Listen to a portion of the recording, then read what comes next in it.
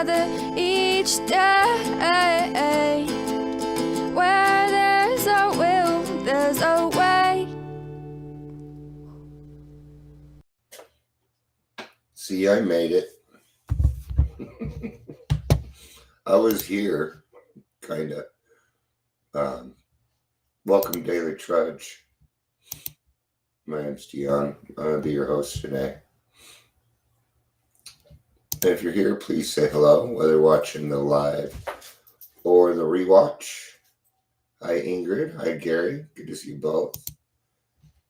So, I do this a little different now. I start at 5 minutes early, and I come on at 5 minutes because that way people have time to join. And then the rewatchers can just fast forward through the first 5 minutes. So, that's why I did that. Gives everybody a little time to get on. 5 minutes. Of course, in that time, everybody may have left. So, just trying it out. Seems it's working very well for me. Working very well. It's Tuesday, May 23rd. May, right? Yeah. May 23rd. Today, we're going to be talking about spiritual health. Or more so, the spiritual malady and how important our mental health actually is, or our spiritual health really is. So we all walk in here with the same thing, a spiritual malady. And it doesn't matter who you are, you got it. You got a spiritual malady. And once that is improved upon, your whole life will change.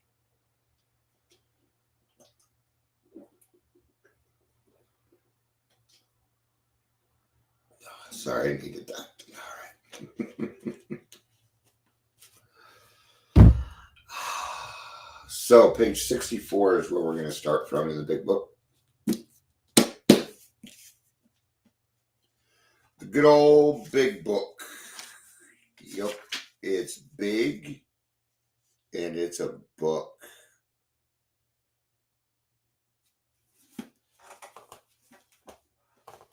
Give me a second here.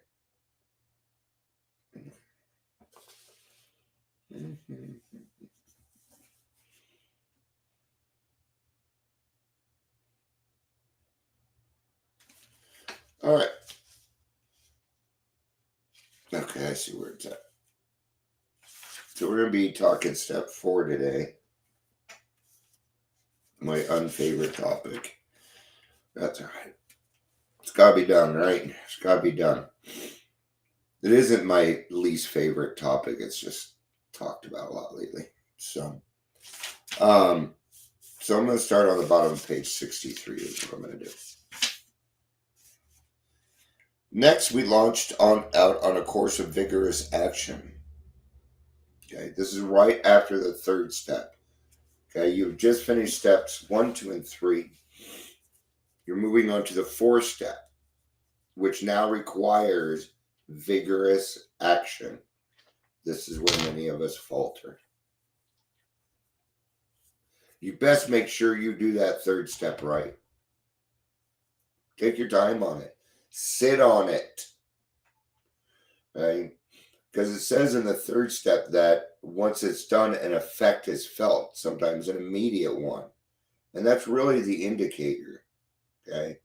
I'll know how many times, well, almost every single time, this is the way that works. I do my 3rd step, we do the 3rd step, I do it with my sponsee. It doesn't happen right then. It's a few more days, sometimes another week. And then they call me and say, something happened. There it is. There it is. They're starting to see God. Watch for their actions. Is your sponsee thinking of other people? If so, point that out to them, because that's what the 3rd step is all about. The 3rd step is about thinking about yourself less and thinking of others more. Because we're what are we doing? We're preparing you for the 4th step. 1, 2, and 3 are preparing you for the 4th step. There's a lot of acceptance. There's awareness. There's honesty. Do you realize how much you've actually done?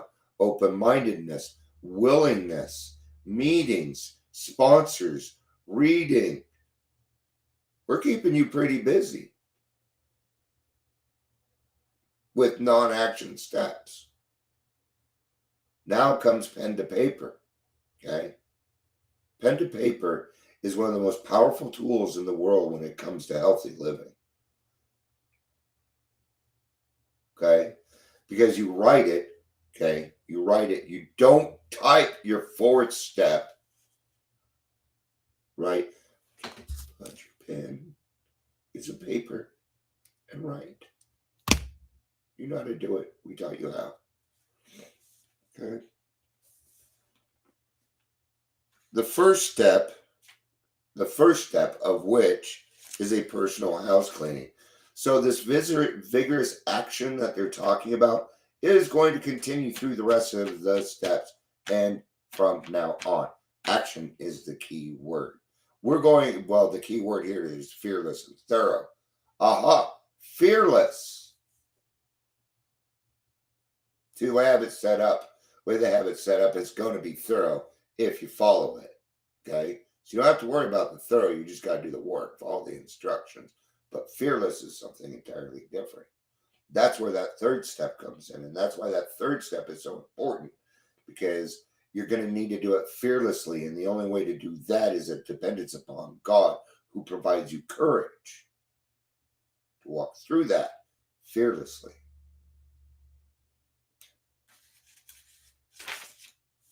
Which many of us had never attempted.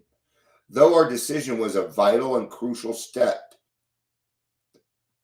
it could have little or permanent effect unless, and they're talking about the third step there, though the decision was a vital and crucial step, it would have little permanent effect unless at once followed by a strenuous effort to face and be rid of the things in ourselves which have been blocking us.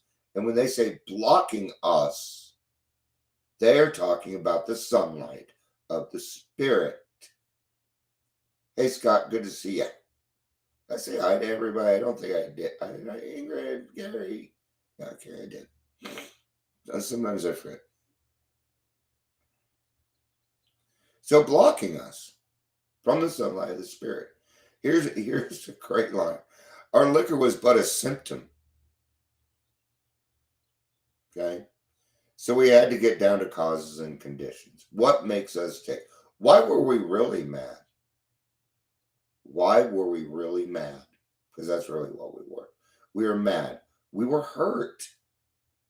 We were hurt. Okay? Sometimes those people did things to us on purpose. Sometimes they did not. Some of it is made up. See, if you take care of your spiritual malady, everything else falls into place, including the shit that was made up. Oh, you know what? That's a total lie. But you better still write it down, though. I ain't fuck. Write it down. It affected you. It affected you. That's all that matters in that situation. All right. So liquor is just a symptom. Okay. It's actually liquor. You don't have to worry about the liquor. Just don't worry about it. Okay. Therefore, we started upon a personal inventory. This was step 4. A business which takes no regular inventory usually goes broke. Taking a commercial inventory is a fact-finding and fact-facing process. It is an effort to discover the truth about the stock in trade. One object is to disclose damaged or unsellable goods, to get rid of them promptly and without regret. If the owner of the business is to be successful, he cannot fool himself about values. We did the same thing with our lives. We took stock honestly. First, we searched out the flaws in our makeup which caused our failure. Being convinced that self manifested itself in various ways was what had defeated us, we considered its common manifestations. So, what they're saying is there's a lot of things that affected us, but what we're going to do is we're going to bring them in because there was a lot of little things that it affected, okay? But we had to consider what the common manifestation is. What is it? Resentment is the common manifestation. Usually turns into anger. Anger. Okay. Now, the thing is we write what's called a grudge list. Have fun with it while you can. Look, he just put up when you're on there. Oh, you're so on there. I love it when my sponsees come to me. Okay, did you do your list? Yeah, I got 13. Okay, let's try again. Okay, sometimes we got to give people a little bit of encouragement. So the IRS never pissed you off. I see people out there to this day that have been in the program, that have done a 4-step, that are getting angry because of certain things going on in the world. That's a resentment, my friends. That is a resentment against an institution. Okay? And you need to get rid of it. Family Registry, they were on my 4-step. You bet. Still hate those people. But now I work with them. And guess what? My life's a bit easier. Pick my battles. I'm not battling them. I wanna, but I ain't gonna. Okay? Resentment is the number one offender. Okay? It destroys, and it might as well just say, it kills more alcoholics than anything else. From it stem all forms of spiritual disease. For we have not only been mentally and physically ill, we have been spiritually sick. Good to see you, Patricia. Good to see you. All right. I need some talking juice.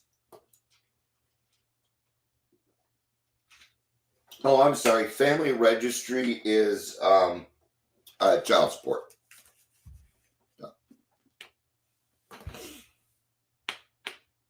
All right. When the spiritual malady is overcome, we straighten out mentally and physically, and this is so true. It's true. If you take care of your spiritual malady first, in other words, create or at least start a relationship with God, your life will change almost immediately. You may not see it. We're usually that's probably why, huh, Scott? You never seen child support? Well, that's because I didn't send it to you. I'm late. Go file a family registry. All right. In dealing with resentments, we put them on paper. Put them on paper. We do not type them. Okay. We listed people, institutions, or principles. Yeah, principles on them. Ooh. With whom we were angry. See, it doesn't say sad, upset, angry. Angry. This has everything to do with your anger. Let's just call it what it is. Rage. Man, it's rage. Okay. Been a long time since I went into rage mode, and that will not happen. No. It's too scary. And no, I just don't want it anymore. I'm not about the grouch and the brainstorm. I'm about living in the solution. I need to do that all the time, or this brain will attack me. It's trying to do it now. My brain wants me to be depressed today. Okay? But there's no reason. And no, I'm not depressed. Okay? Just my brain's telling me, well, nobody really wants to do this with you. Nobody really commits. They don't show up. Blah, blah. Dion, shut up. That's not all entirely true. That's just Dion trying to get down on himself. And we don't do that shit around here no more. All right. See, when situations happen, my brain's like, oh, Depression's the easier, softer way, and that's why it goes that way. That's why your brain goes that way. It thinks that depression is what it needs at the time, when it doesn't. And you can tell your brain, no, that's not what we need right now. And guess what? It'll change its mind. Remember, what we say to ourselves matters. If I sit here and say I'm depressed, guess what I'm going to be? Okay? Notice instead, I said what my intentions are going to be. Have a good day. Help somebody else out. Okay? In most cases, it found that our self-esteem, our pocketbook, our ambitions, our personal relationships, including sex, were hurt or threatened. Do you know what hurt or threatened equals? Fear. Hurt and threatened equals fear. So we were sore. We were burned up. So what is the root of all of it? I found in my experience, the root of almost every single one of my resentments was fear. Yep. I'm a fearful person. That's good news. That's really good news. Why? Because faith without works is dead. And I got God in my life, which grants me more courage. See, here we are again. Okay? I don't have less fear. I have more courage. Let's do the reading. It is very difficult for me to come to terms with my spiritual illness because of my great pride, disguised by my material success and my intellectual power. I never had material success. Right? So that was not a thing for me. But I do get that. My brain understands why somebody would think that way. Because guess what? I would have to admit that if I was in the situation, me too. I would have thought the same way.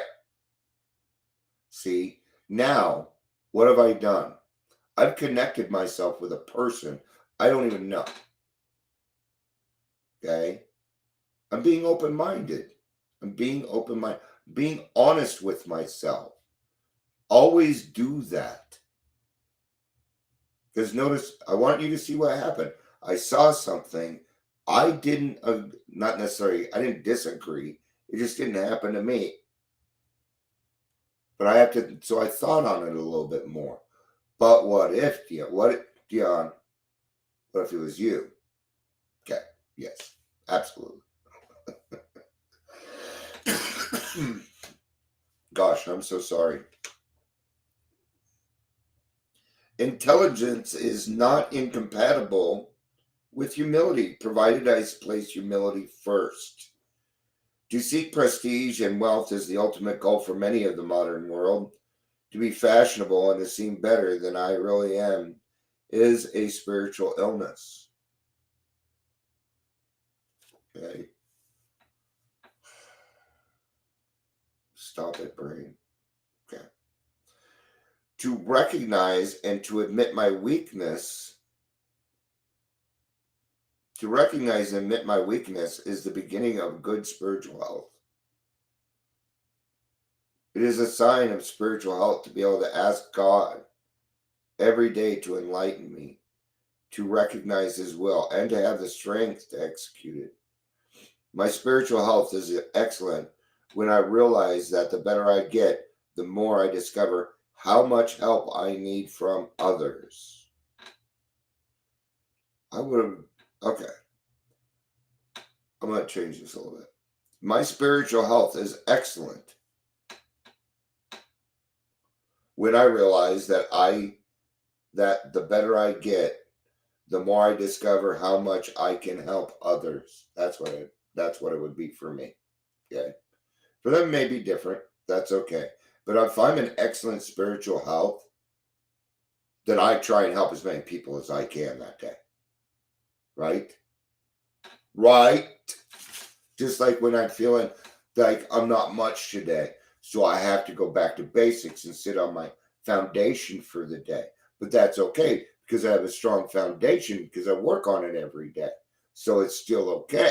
And even in that day, I can still help as many people as I can. Will it be as many? Probably not, but that's okay. It's all right. I don't go to bed at night and go, okay, I helped. I never do that. I just don't think of it. God provides me with what I need in order to move forward. You're chairing? Okay, I will try and be there. Please remind me tomorrow morning. Please. And I will do everything I can to get there, okay? Thank you for letting me know. All right. Well, Ingrid knows when I'm wrapping up.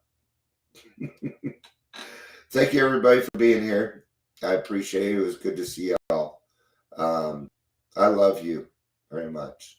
Peace out and have a